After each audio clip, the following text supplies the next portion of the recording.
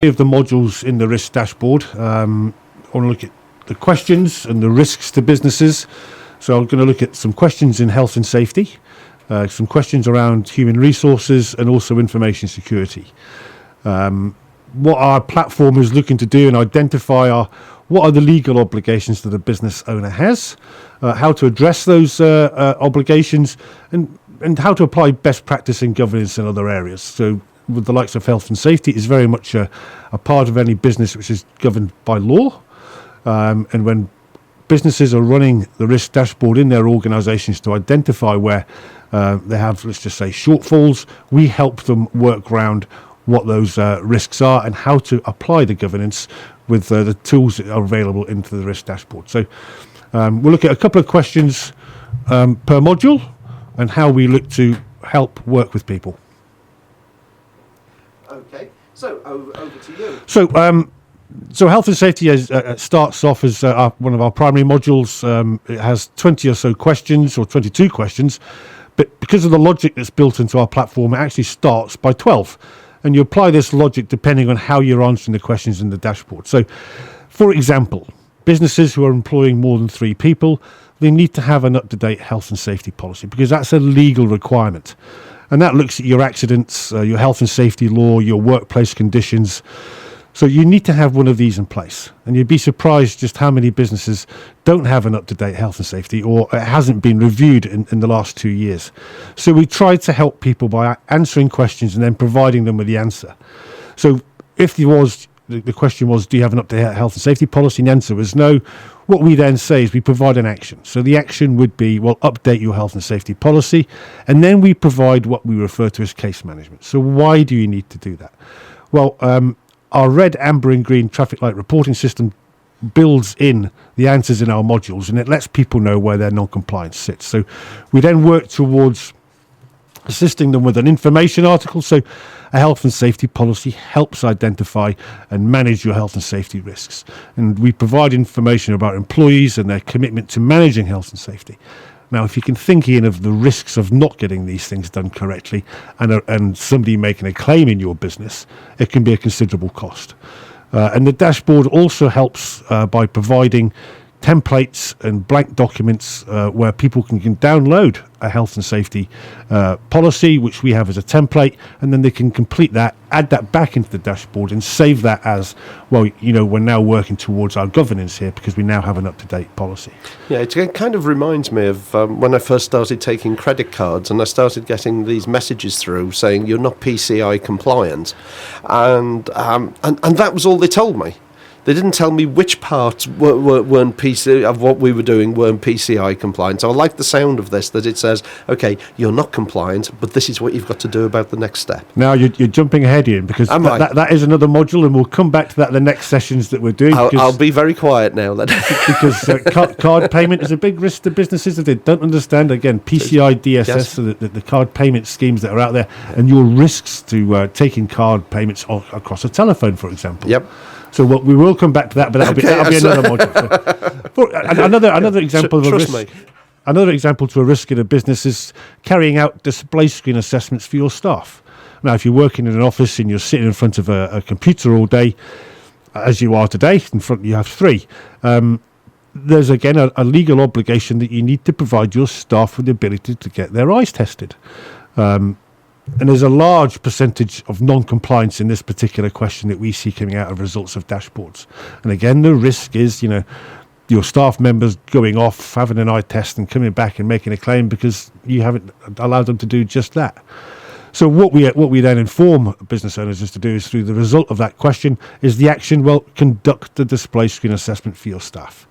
And display screen equipment, it's important because the health and safety in what sits behind the display screen is the assessment, and it's reducing your risks, making sure that the workers take breaks from DSE and they do something different. By providing an eye test, it helps provide training and information for the workers. So again, we're just trying to reduce these risks in a business. And of course, we're all sitting behind PC screens in the office day in, day out. But the incorrect use of poorly designed workstations and work environments can lead to pains in the neck and the shoulders, the arms and the backs and the wrists, as well as fatigue and eye strain. So what we're saying is, by adopting a policy, again, you're working towards adopting best practice and governance. And finally, just sitting in the health and safety sector, everybody's concerned these days about the risks of recognising or not recognising a procedure when it comes to identifying stress in the workplace or mental health issues. And we see this also as coming out as a result of many businesses not understanding how to tackle or work with their staff when it comes to what should we do about mental health and stress in the workplace. So our answer to that, the action is that you need to take, is be aware of your mental health and stress within your employees. Now, we have links in our dashboard that help you understand a bit more of the detail with this. So we would take you off to sort of hse.gov.uk, which will again reinforce what we're saying in our platform is what you need to do to help your office staff in this particular vulnerability, shall we say. And there's over 11 million days are lost at work per year because of businesses not having a policy to understand stress at work. And employers have a legal obligation to protect their employees from stress at work.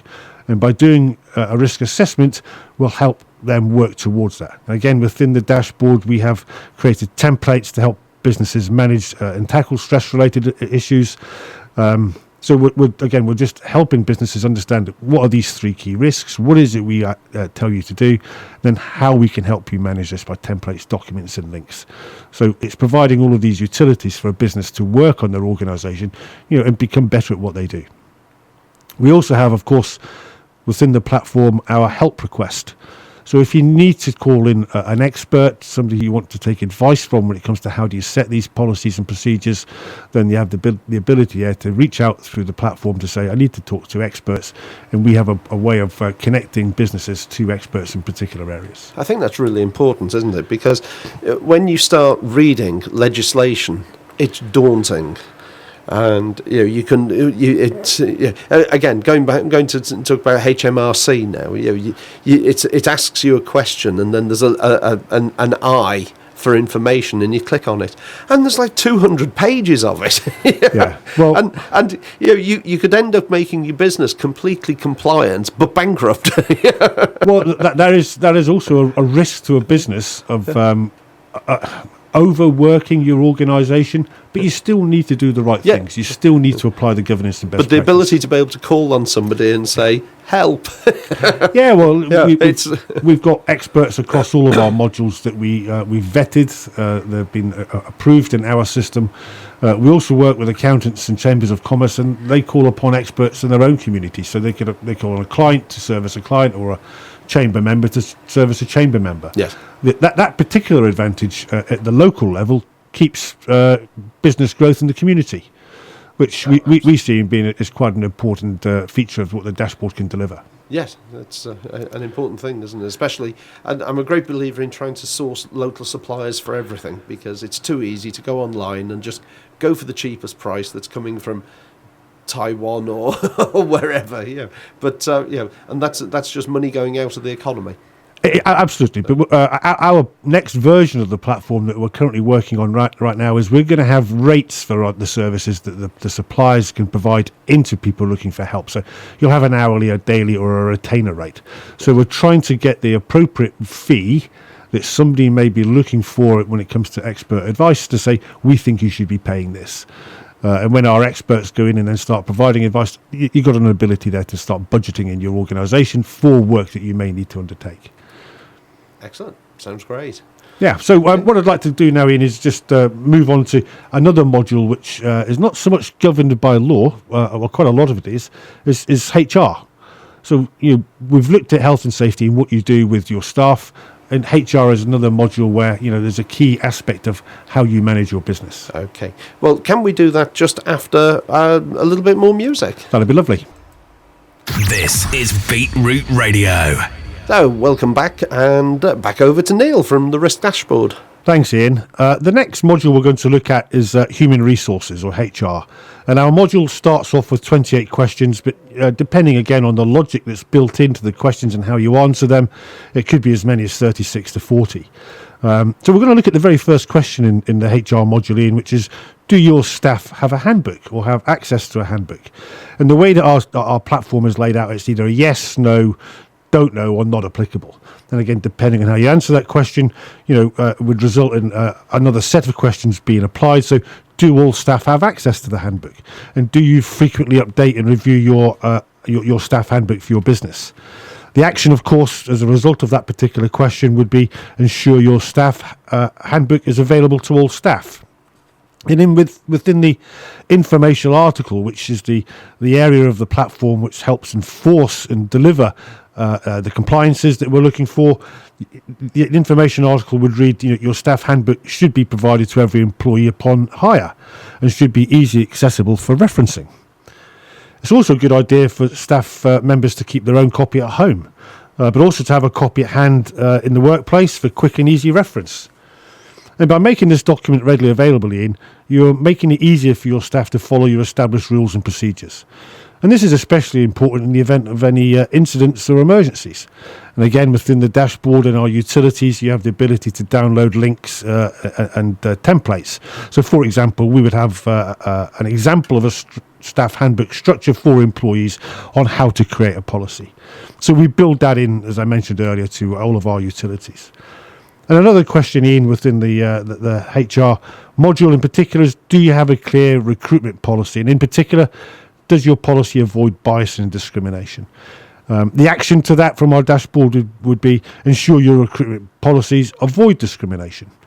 And again, the information article on how to correct all of this would mean that businesses with a clear recruitment policy outlining how they go about ensuring that it hires the right people. This includes defining who will conduct an assessment process, the methods of assessments used, key questions, how many periods of absence have you had in the last 12 months, and reference checking. It's important that all hiring managers are fully briefed or trained on the operation of this policy. And again, we help businesses understand this by taking them off to links such as onto ACAS, where you'll find job applications and hiring with additional reference material. Or off to gov.uk, where it informs you on hiring, recruiting, disclosing and barriers known as DBS checks, and how to work with child employment. Again, there's lots of templates and downloads on health and work and well-being within the platform. And finally, on this particular module within HR, do you have a policy and a process for managing suspected drugs or alcohol abuse at work? And again, if this is a no or a don't know, we have an action which would be, we'll implement that policy. And it's important within the information article that you have a clear policy for what you need to do where cases, where individuals are suspected of being under the influence of drugs and alcohol. And many companies use independent organisations to test their people who are maybe under suspicion. And again, we've got lots of links within the dashboard within our utilities to take you off to ACAS and the Health and Safety Act, where employers must have a legal obligation to manage their staff in the misuse of drugs. And equally, your managers should be trained to deal with workers who are seeking help. So those are another set of questions within the HR module in where you've got the question, you then have an action you have to undertake, and then we provide you all of this information and articles and links and templates to help you manage this process in your business. Yeah, one of the points I wanted to just pick up on there was the whole DBS issue. Now, my wife works heavily in that area, so we're well versed in it. The problem we come across as photographers, because we photograph a lot of youngsters and vulnerable adults and so on, is that you get there and the either appointed child protection officer has no idea really what they're doing and comes up with all these most ridiculous demands. For example, we would be told when we go to these events, we don't collect any data at all except photographic data. No. So we don't collect any data at all. We don't collect names. We don't say where we are, so we don't. And then the local press guy comes in, and of course they're all falling at his feet because they might get a photograph in the local rag. And he takes a photograph of a group of children and says, "Here's little Johnny, Mary, and such from such and such a school receiving their awards for this." And of course, excuse me, that to me is a complete breach of the whole DBS structure, because now you've named them, you've told them where they are, you've given somebody a good reason to go and talk to them. Hi, Mummy's come to ask me to pick you up from school today. Hey, didn't you do well getting your award the other day, little Katie?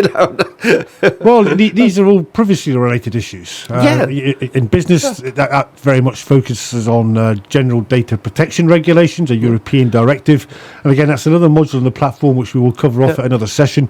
But you're absolutely right. You need to be seeking consent from the parents and certainly the children to be able to use this type of material. And if you haven't sought that consent, then this is a privacy issue. Yeah, but as I say, the issue is that you get the self-appointed, or maybe not self-appointed, child protection officer, who makes up their own rules and says, you've got to have a DBS. I mean, I have one because it's easier just to say, okay, here it is, or here's the access code for you to get to it online. It's easier for me to do that, but realistically, I don't need one. I'm not in sole charge of those children or vulnerable adults, but they make up their own rules. and everyone you go to has a different set of rules, and it would be nice if somebody could find a level playing field for it. Yeah, you're absolutely right. It would make life easier for all of us. It would. That's for sure. Yeah. So the final module I'd like to take a look at, Ian, this morning is information security. It's an essential and important part of a business to understand your risks within your organisation when it comes to your digital platforms. And then the first question that comes out of our dashboard is, have you assessed the cybersecurity risks in your business? And we tried to help businesses working towards the Cyber Essentials scheme to identify and to correct cybersecurity issues. And then another sort of drop down on the logic of that was, do you employ a council of registered ethical security testers, otherwise known as the CREST certification? And this helps businesses also understand, by working with experts, where risks in their businesses may be. And the cost of not getting this right can be considerable. The action, of course, would be ensure your cybersecurity basics are covered within your business.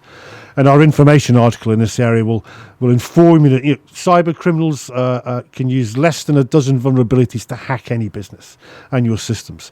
And they're increasingly using the open operating systems combined with wireless networking and greater interconnectivity to process control, which is a means of your risks to your business in your cybersecurity. So we're working towards informing people of what they need to do. Establishing a cybersecurity plan with your employees is the first step in ensuring your online security. Your staff are your biggest risks to your business online. And should you obviously establish security roles and responsibilities and how your employees use the internet and social media, we therefore help reduce and identify the risks in that particular area. And so all of these risks and questions that we're talking about this morning, these are essential for an organisation just to manage what it needs to do with its people and its processes. And of course, the link that we would take you off to in this particular area would be the National Cyber Security Centre website, where you'll find more information about Cyber Essentials. Excellent. Of course, businesses don't understand the risks of what we refer to as BYOD, or bring your own device to work policy. So the question, of course, would be, do you have a policy with regards to bring your own device to work? And are you aware of the threats to your business by not having this particular policy? So your staff coming in with their mobile phones, and we all have them, and the apps that are on there, and it's understanding what the vulnerabilities may be if they connect to your office network. And so not forgetting the dreaded USB stick. Oh, well, the old, I think you and I covered that off. We in did talk the about it last session, time, didn't we? Which is quite famous. So what a business needs to do there is for Cyber Essentials to be disorganised, or cyber security, you need to have a policy in place for staff that bring their own device if they connect to an internal Wi-Fi. And due to the very nature of the personal devices, businesses are more exposed to cybersecurity attacks and leaks and malware without having a policy in place. So it's just too important to ignore. And of course, with the proper management, you're able to minimise this risk and advise and ensure your staff have the right devices that work and work purposes that must undergo quite rigorous and safe security training. Now, there are huge organisations that we're aware of employing hundreds of people that don't have policies of this nature. And the risk, of course, of somebody having some corrupt app or malware on their phone, which then gets into your system, could be quite Could devastate disastrous. a business. Yeah, couldn't it? absolutely. And finally, the last question in this particular area that I'd like to cover off, Ian, is, do you have a plan in place in the event of a cyber attack? And again, we see so many audits completed by businesses that have no process for this. And do they conduct, if they do, a response plan at least once a year? So it's important that businesses test their cyber attack response plans and work on them to prevent incidents in the future. And the speed of these responses is also crucial. Should you get a breach, we'll cover GDPR off in another session, you've got 72 days to respond to the Information Commissioner's Office. Not all organisations, incidentally, have actually reported themselves to the ICO. So that there's just so much going on with regards to information security and the breaches. But you need to test these plans, and you need to test the knowledge and the preparedness of your employees and what they would do in the result of an attack. So we've looked at 9 key areas this morning within 3 modules. Some of it's legal and some of it's about applying best practice. What the dashboard delivers for the business owner is the thorough initial audit, identifying the issues. We provide an action plan in the case management to work through this. You have the ability with our help request to reach out and talk to an expert.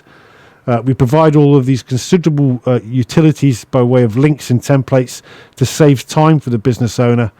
And we're looking to make companies, of course, less risky and more compliant. And it lets the management staff work on the business and care about its employees. I think the next set of questions we do in the next session, Ian, we'll be looking at physical security, business continuity, and the environmental risks to your business. Quick question for you. I mean, with best will in the world, we put as many policies and procedures in place as possible to protect not just ourselves, but to protect our staff. Is there an insurance that you can buy into that if something goes wrong, that there is support there for you? Or is it a case of you're on your own with this? Well, we're actually working with a number of insurance brokers. Now, if you're running your business here, Ian, if you can identify by completing an audit where your risks are and work towards minimising them and documenting and providing evidence in the dashboard, it's not proven yet, and we're not quite sure on the scale of this, but wouldn't that provide you the opportunity to potentially reduce your risks by getting cheaper insurance? Well, that was really what I was. That was where I was going to after that. Was this, if you can say, well, okay, I'll buy a policy. It's a bit like when you drive, isn't it? You start driving, you're a massive risk, and your policy is very, very high up here. You do a few years, you get a few years under your belt, and the policy starts to come down with no claims discount. And is that a similar thing? If you say, well, look, we use the risk dashboard. Here's our results. Give us our no claims discount. It's not proven yet, but we would like to think that the business owner has the opportunity moving forward by demonstrating that they're improving themselves and their business. If they're less riskier, then you ought to get improved insurance premiums and cover for that. We do have a section in the dashboard about insurances. Again, we can cover that off at another session. But if you want to get your cyber insurance covered in a policy, we got links through to some brokers who will provide that. Excellent. Okay, well, Neil, thank you very much again. It's always interesting to talk to you. It makes me think about all the things that I need to be doing. Yeah, well, if your listeners, Ian, want to find out more, then the simplest thing to do, if you're in business, perhaps make contact with your accountant or your local chamber. They can get in contact with the Risk Dashboard, or of course you can find more on our website at riskdashboard.co.uk. Excellent. And we'll talk to you again very shortly. Thanks very much indeed, Ian. It's nice to see you. Thank you. Want to contact the studio? Tweet us at BRoot Radio. Message us at BRoot Radio. Email studio@brootradio.co.uk or text us on 07895 669929.